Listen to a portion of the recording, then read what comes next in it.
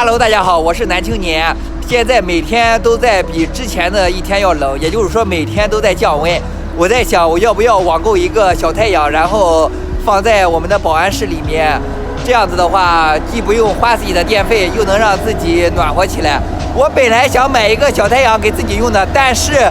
我发现这边电费太高了，小太阳又耗电，我就没舍得买。不过现在变了，我想买一个放在我们工作的地方，不知道我们领导让不让。如果允许的话，我就买一个；如果不允许的话，那我也没有办法。这是我心里面十分想干的一件事情，因为我觉得吧，咱们干保安不能委屈自己，因为这个天这么的冷，肯定会对工作产生堕落性，没有那么多的积极性，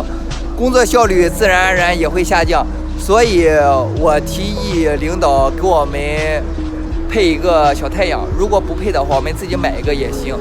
如果买了小太阳配备安全的话，会对我们的工作产生一定的福利，我们也会对保安公司心生感激。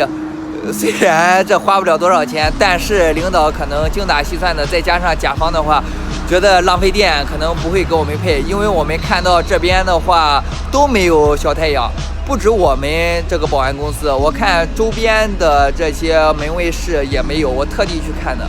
不过我会问一下，如果领导愿意的话，那我就自己买一个，也不让公司花钱了，只花费一点电费。如果要是不愿意的话，那我就穿的保暖一点，千万不能苦了自己，